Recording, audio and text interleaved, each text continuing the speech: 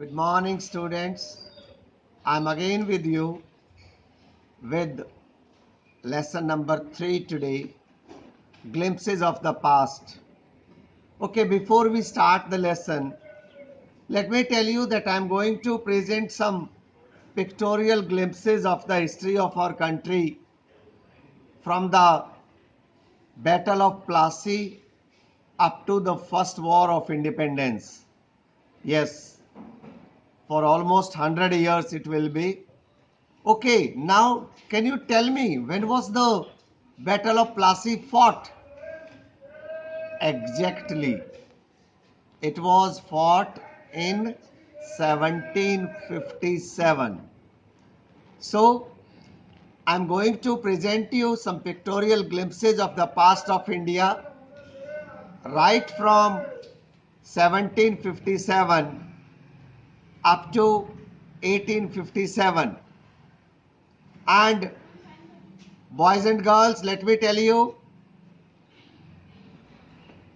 the Battle of Plassey is considered to be a turning point in Indian history.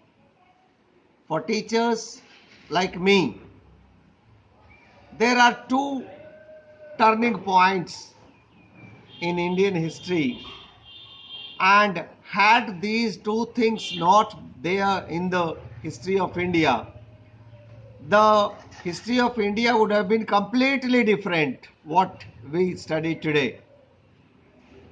The first one, the first turning point was the Battle of Tarain. To be concise, the second Battle of Tarain that Prithviraj Chauhan lost. And the second turning point is the Battle of Plassey. So today's glimpses, we are going to start right from 1757, and for the 100 years I'll take you on a journey of the past of India, of the history of India. Although you have studied everything about it in history, yet it will be enjoyable really to note these glimpses again when while studying English literature. See, 1857 we fought the first war of independence. However, we could not succeed, and only 90 years later we got our independence. But today I'll be taking you on a journey from 1757 to slowly and steadily all the events that led to the 1857 War of Independence. I would like to take you first on the picture number 1, that is the martyrs at a function in Delhi.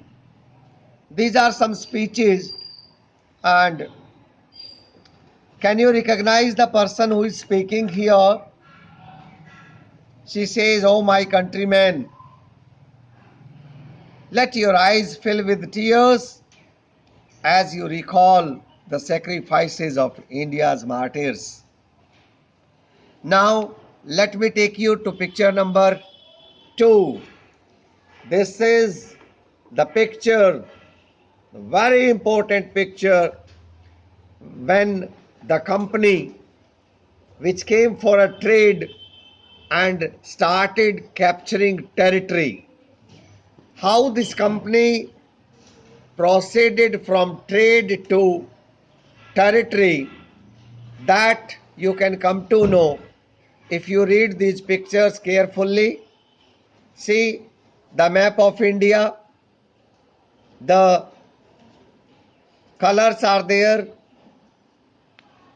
In 1785, the English territory was only, you can see in the red color, this this color show in the map. This this is the these are the territories which had already been captured by the British by 1765. See, this was the time when they had already fought two battles, two very important battles. The first one was the Battle of Plassey in 1757, and the second one was the Battle of Buxar in 1764. So I would like to take you to the bubble. With the superior weapon, the British East India Company was extending its power in the 18th century, you may say. And Indian princes were short-sighted. Definitely they were short-sighted. There is no denying the fact. You can imagine when the Battle of Plassey was fought, one of the Senapati of Nawab Sirajuddaulah, he sided with the British for the simple reason because they assured him of making the Nawab. This was the condition. There was absolutely no feelings of patriotism at that point of time. Boys and girls, I would like to take you further. The rivalries helped the East India Company, and it could easily subdue Indian princes one by one. See, this was the time when all the princes were fighting with each other. They were all power hungry. None of them had idea of India. Idea of one India was not in their minds at all. And seeing this opportunity, the Britishers kept assiding one side and they kept taking one prince side and kept defeating the other one. And then of course the person who had sided with the British also had to subdue at one point or the other. This was the story of Indian princes at that point of time.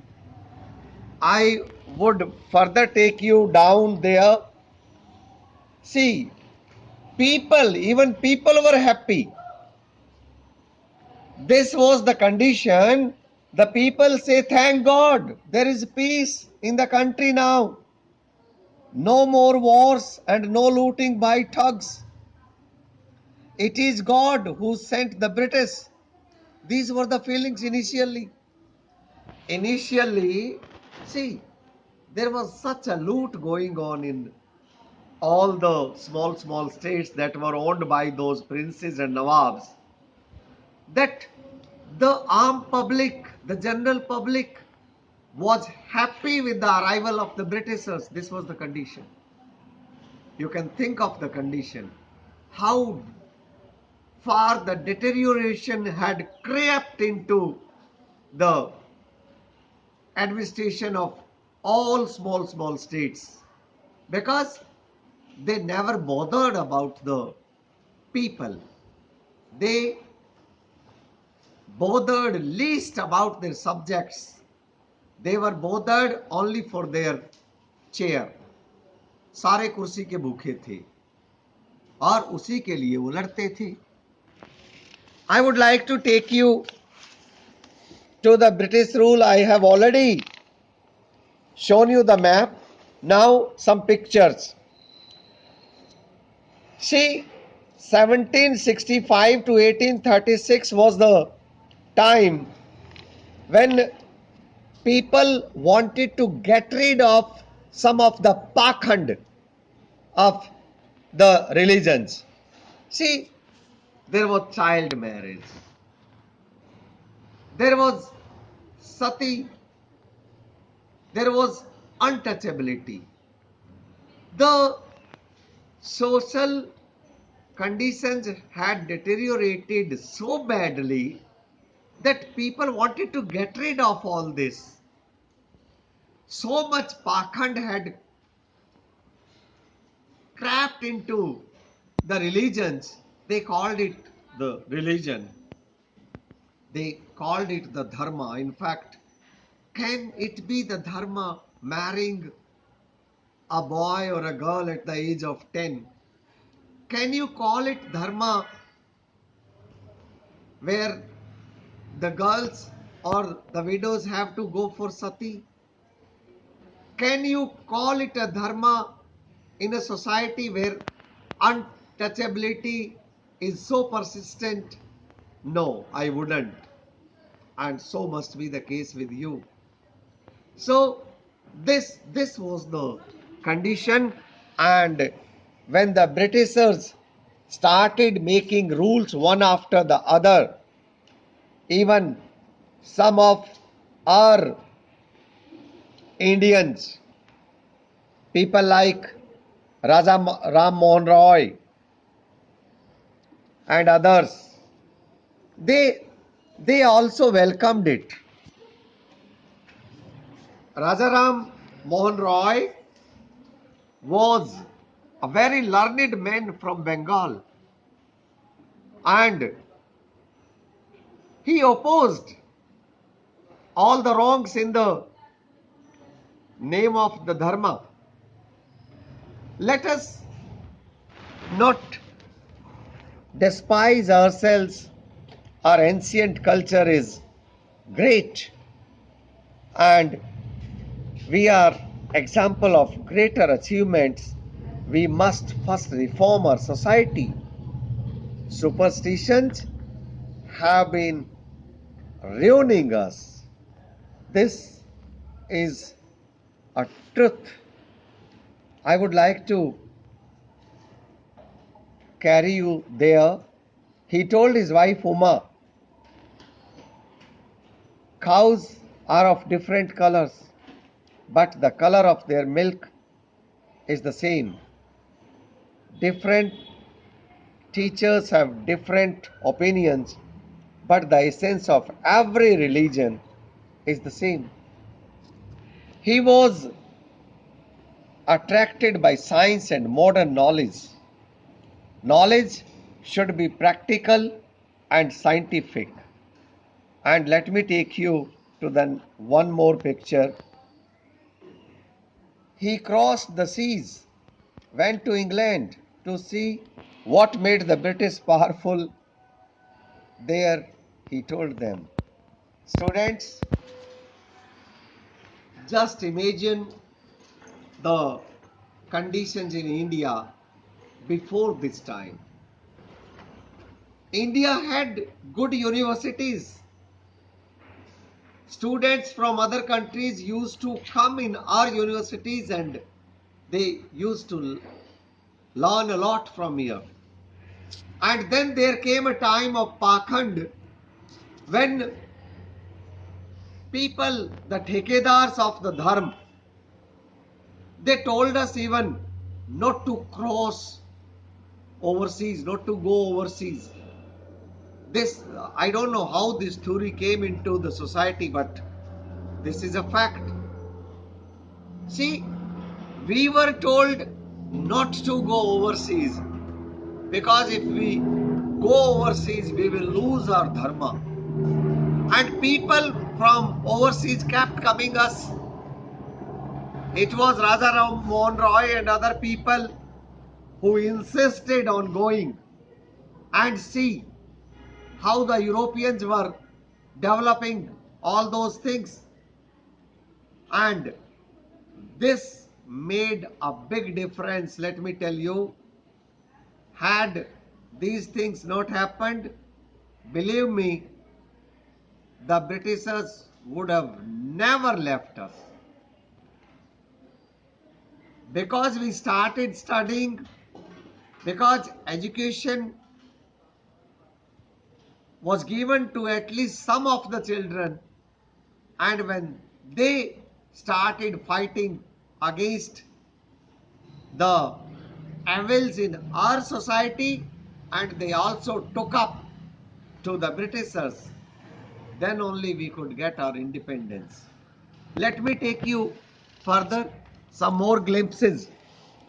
Oppression by the Britishers. The British continued to oppress Indians. In 1818, they had passed Regulation 3rd. Under it, an Indian could be jailed without trial in a court. Boys and girls, what happened was, see, initially when the company got success in 1757 and 1764, then even the British Parliament was alarmed by the quick success and the territories that the company was grabbing.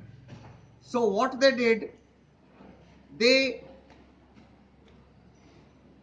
thought of all those things where they could stop the company becoming powerful, and the British Parliament slowly and steadily took the administration of India into their hands. They started making rules for India.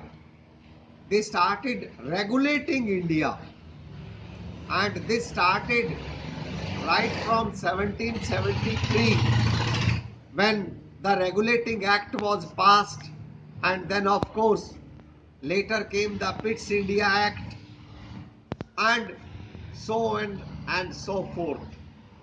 The Britishers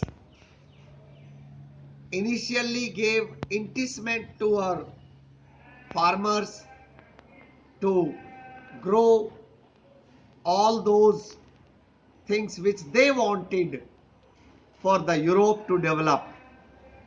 And then later on, slowly and steadily, when the farmers fell into their trap, it became very difficult for our farmers to come out.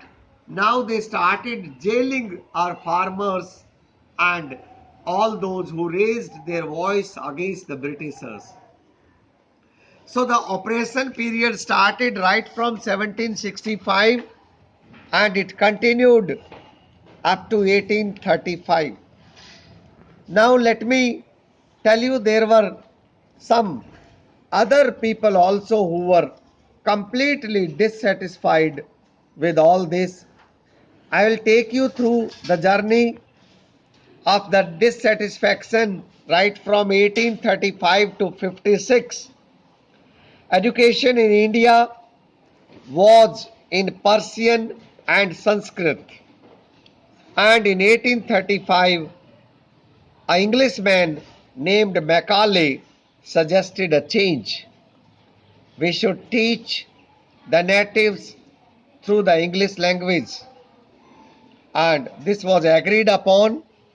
See, our people also gave their ideas. Just see this picture. Education produced clerks to whom the British gave petty jobs under them. Incidentally, it also produced a new generation of intellectuals. See, the Britishers wanted only clerks. But believe me, when education comes, when one tastes education, then there was no stopping.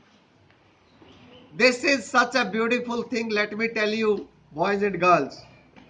Once you have this taste of education, then one can't stop you. One can't say you have to be educated only this much. Once you start and when you make books your friends, you have this habit. Once you fall in love with books, it becomes very difficult for any power to stop you at some juncture or the other. Then, one after other, you keep reading books, you keep getting knowledge, and this happened with Indian youngsters also. The Britishers wanted us to be only the clerks, but we did not stop there. Our youngsters got good education, and some of them were so intellectuals that they were able to read through. They did not stay between the lines. They were able to read through the minds of the Britishers. And from here, we started our journey towards our goal of independence. Let me take you further.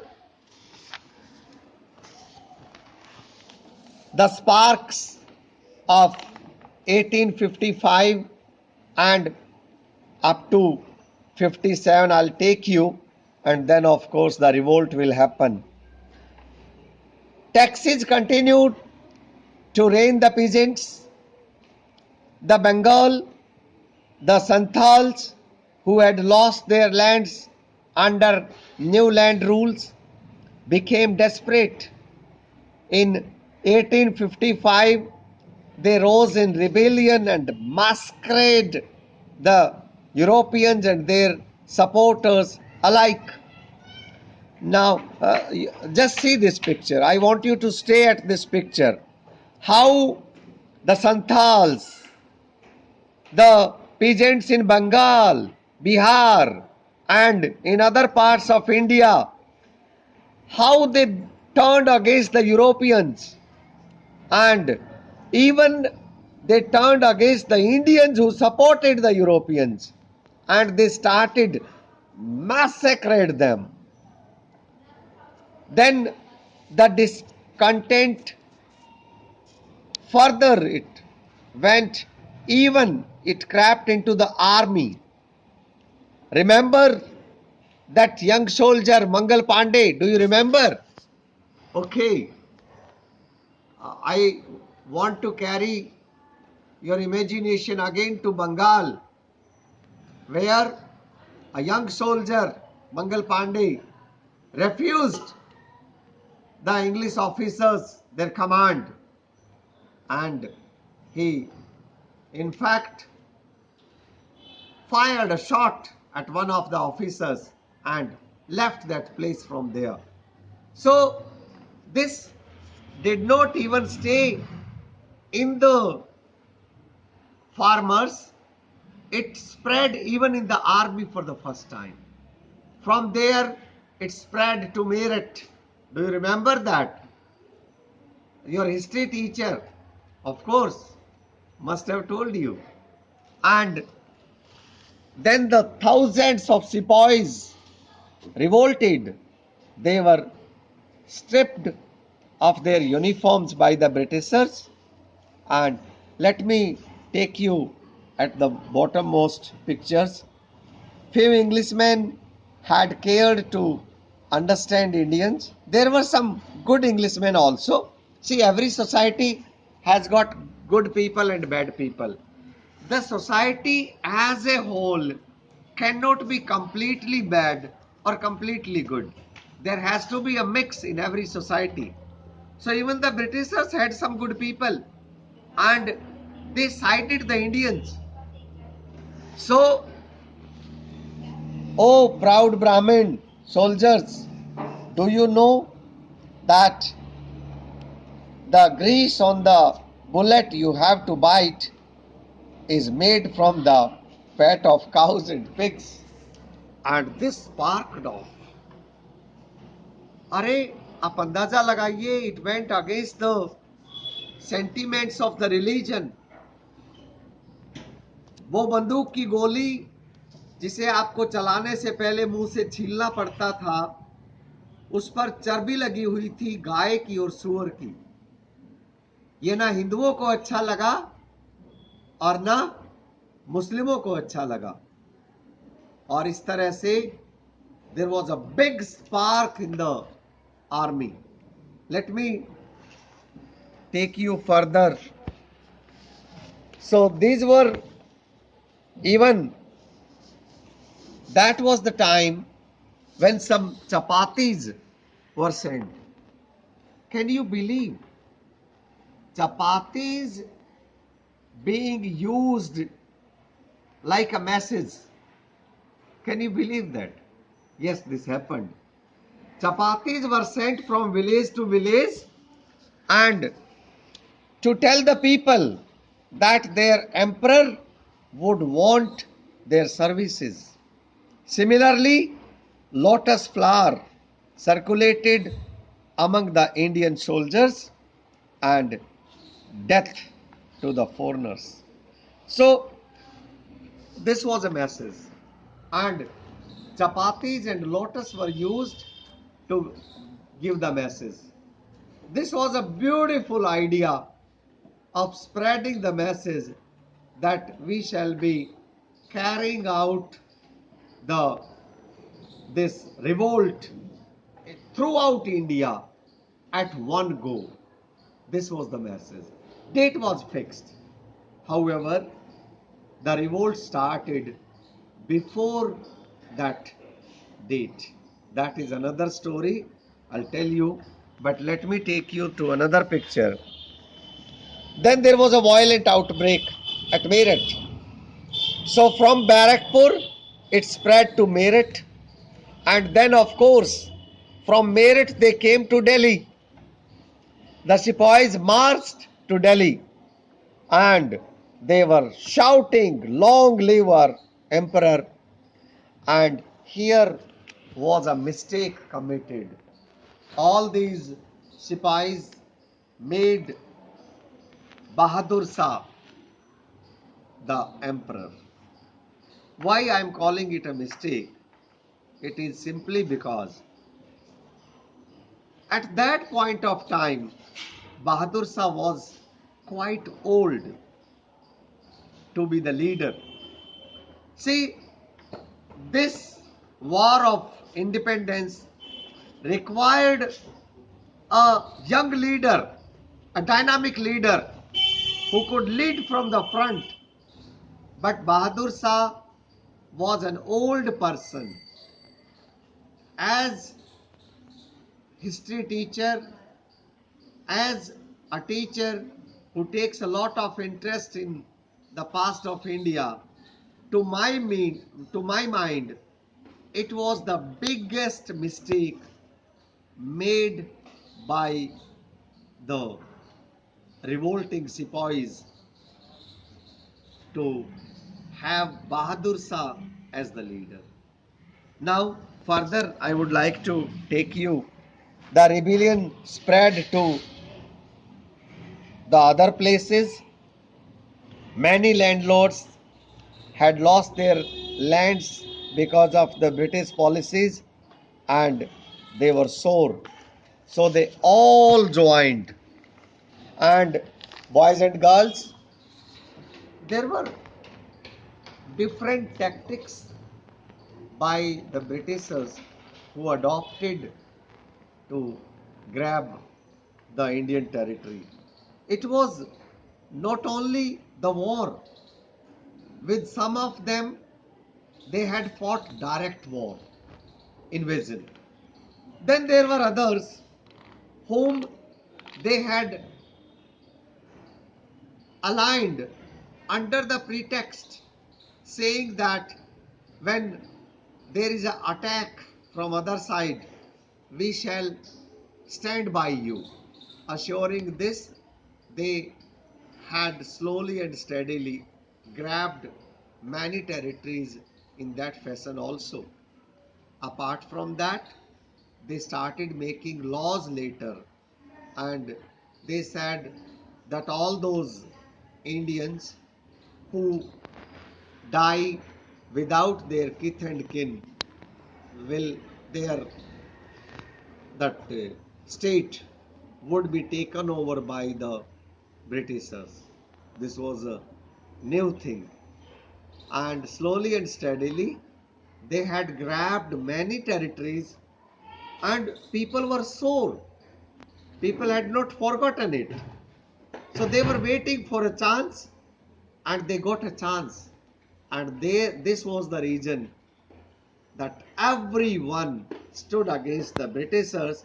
But here one thing is important.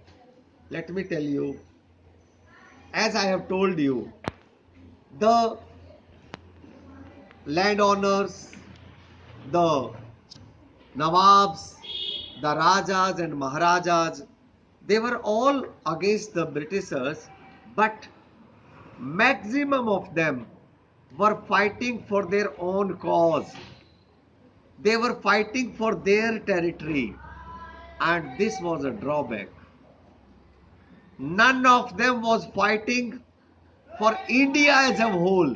Rather, I should say, they did not have the idea of one nation at that point of time. Had there been a Chandragupta, or had there been a Mahatma Gandhi, or a Sardar Patel, or a Netaji Subhash Chandra Bose at that point of time, India would have been free 100 years ago. Let me take you to the last few pictures of this beautiful journey which I have been part of with you. The fight for freedom started. You can see that many former rulers like Begum Hazrat Mahal of Lucknow, they were all bitter, and popular leaders like Maulvi Ahmadullah of Faizabad told the people, "Rise, brothers, rise! The Angrez is ruining our land." So they were all against the Britishers, but as I have told you, for their own short sightedness. They were all short sighted. They were looking for their own territories. So one thing is sure, that they had this lacuna of short sightedness. They could see very near. They did not see to the horizons. What could India be? That was missing in this fight. And